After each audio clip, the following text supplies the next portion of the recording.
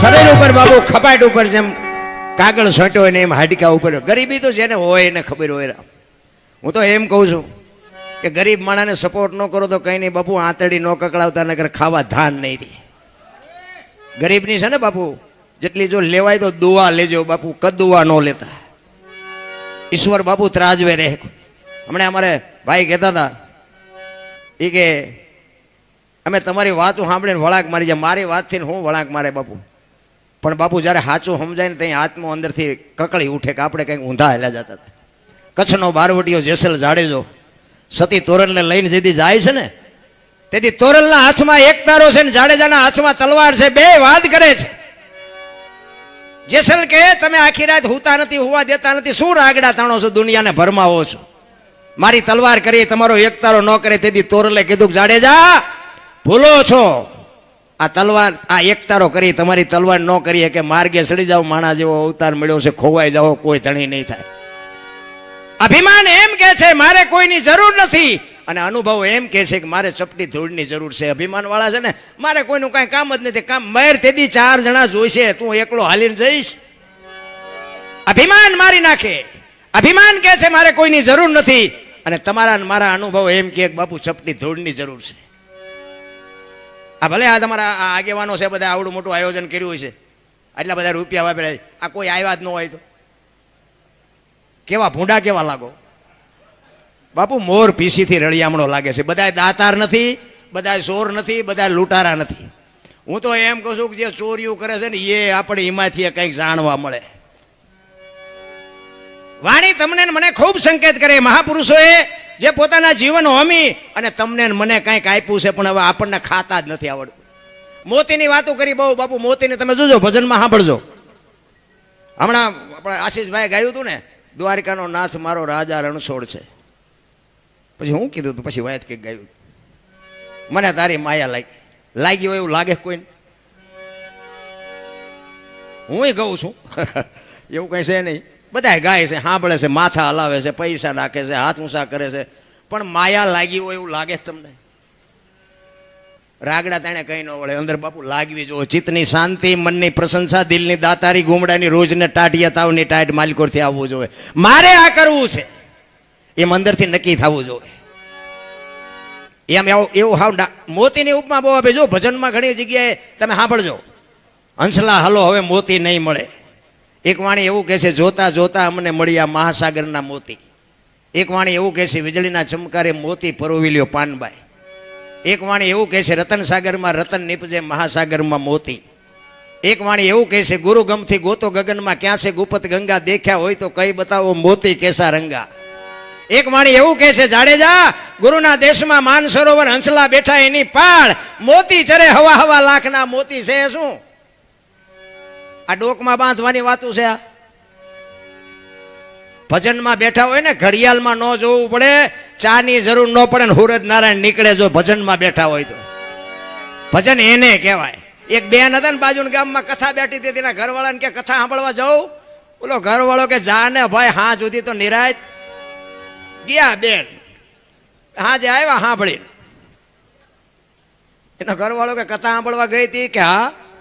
શું બાપુ વાંચતા હતા? કે માણા માણા માણા માણા.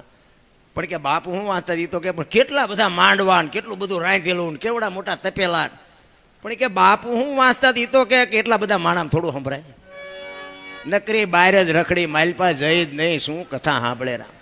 નથી લાગતું આપણે હજી બહાર જ રખડતા એવું નથી લાગતું?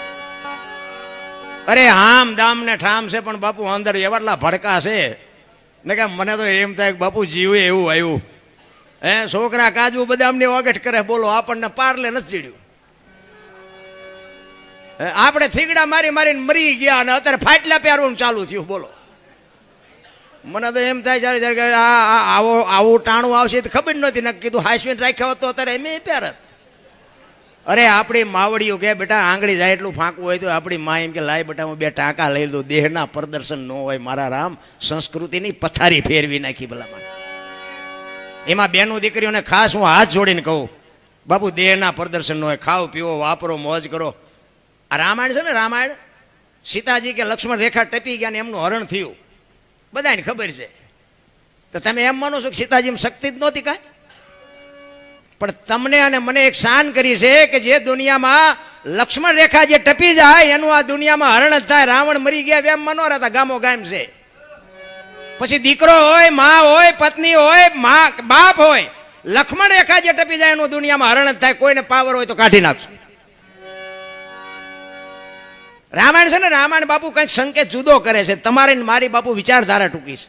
ને કે મને એમ થાય કે ભજન ને કથા ને ધૂન ને માતાજીના માંડવા ને પ્રતિષ્ઠા ને આ ધજાયું ચડાવવાનું જમણવાર ને મને એમ થાય કે આટલો બધો ખર્ચો કરે તો બગાડ કેમ નથી અટકતો? વિચારવા જેવું નથી? બગાડ તો અટકવો જોઈએ ને. આપણે અખિલ બ્રહ્માંડના માલિકને કહેવું તો પડે ને કે અમારી આ મહેનતનો પરસેવાની કમાણી વાપરી છે આ દુનિયામાં બાપુ આટલો બધો બગાડ કાંઈક તો મારા બાપ દયા કહે કેમ નથી ઊભું રહેતું? કાંઈક તો માલપા બાપુ વિચારવા જેવું છે.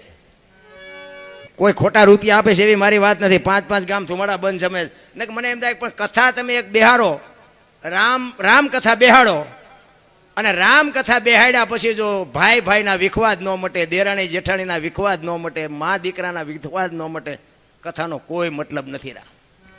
એક રામ અને ભરતનો પ્રસંગ આવે અને ભાઈ અરે ભાઈનો વિરોધ હોય, એ પ્રસંગ સાંભળીને ઘરે ગયા પછી નાના ભાઈ મોટા ભાઈને બાપુ બથ ભરીને રોઈ જાય ને સમજી લેજો કથા ઘર સુધી પૂગી જઈ.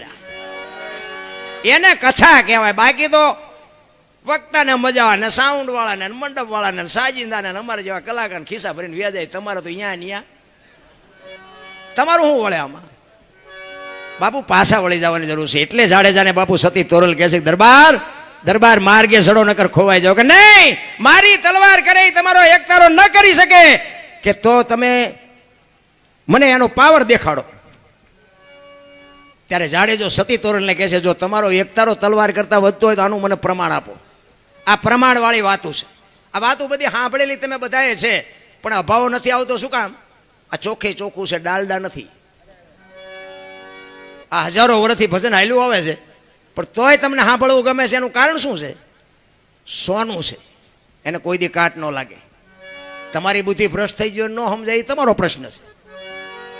બાકી ભજન તો ભજન જ હોય ને કે અત્યારે મોબાઈલના માધ્યમમાં અમને એટલે સાંભળવા બેઠા હોય. હા અહીંયા પડખે બેઠા એ નથી ઓળખતા દ્વારકા સુધી અમને એટલે સાંભળે. આ બધું અટપટું છે. આ મેળ પડે એવું જ નથી. આ સતી તોરલ જાડેજાને કહે છે હું સમય આવશે ને પ્રમાણ આપી. વાત કરતા વાર લાગે. દરિયામાં કાંઠે આવ્યા, હોડીમાં બેઠા, હોડી હાલી મધ્ય દરિયે ફૂગીને પવને દિશા બદલાવીને ખોડા જેવડા મફા મંડ્યા ઉલળવા. તેથી કચ્છનો બારવટીયો બાપુ રા મીડો રોવાઓ. ચારેય બાજુ નજર કરી આરો નો દે. આપણે બધા જાડેજાનો એક દી જ વારો છે. હા એ તો તોરલ જેવો સથવારો હશે તો બાપુ મોત સુધરવાના. બાકી મારા રામ કોરોનામાં કેટલાયના ગલોટિયા ખાઈ ગયા, કોઈ બાપાએ ન બસાવ્યા. આ પૈસાના ડટ્ટા હતા, ઓક્સિજન હતા, ડોક્ટર હતા, વાહન હતા, તોય બાપુ કોઈ હડતું જ નહોતું. મારી વહુ છે ને મારો છોકરો. એટલે પણ તારી વહુ છે તો હેડી તો ખરો. જીસીબીથી પાણા હડસેલે એમ હડસેલતા જ બોલો. એટલે તારી વહુ છે ને આટલું જ હગું છે. રામ કાંઈ છે એની વાતમાં. સતી તોરલ પાસે બાપુ કચ્છનો કાળો નાગ એક બજાર વચ્ચે નીકળે અને બારીઓ બારણા ભટોભટ બંધ થઈ જાય એવો કચ્છનો કાળો નાગ. ચારે બાજુ નજર કરીને પાણીના લોટ માંડ્યા ઉલળવા. તેથી તોરલ સિવાય કાંઈ નહોતું દેખાતું. તોરલ પાસે બરફની પાઇટ ઓગળે ને એમ ઓગળવા માંડ્યો. તોરલ મોત આવી ઉઘરાણી કરશે મને ખબર નહોતી, મને બચાવ, મારે જીવવું છે. એ વખતે તોરલે કીધું જાડેજા તમે કહેતા હતા ને મારી તલવાર વધે આ દરિયાને મંડો કાપવા, હમણાં પૂગી જશે. જેટલાય નથી આપણે ઠેકડા મારતા. પછી હાકડીમાં આવે તો કઈ કરો આ દલપતભાઈ જવાની કે ઓલા મને ખબર નથી આ ડીએસપી સાહેબના સંબંધી પતાવરાઓ ને કરા મજામાં આમ કરશે. તમે પહેલા હખણો બેઠો હતો. સમય બાપુ વયો જાય ખબર નથી પડતી. સમયની બલિહારી છે, કોઈ બળવાન છે નહીં. અર્જુન બાપુ ધનુષની પણસ પકડીને છૂટી મૂકે ને કુરુક્ષેત્રના મેદાનના પડ ધ્રુજતા હતા પણ હસ્તિનાપુરથી અહીં દ્વારકા આવતો હતો ને તેથી ગાંડીવ ખંભામાં જતું તો લૂંટાઈ ગયો. શું કામ? સમય વિયો ગયો. રામ એમ સમયની બલિહારી છે.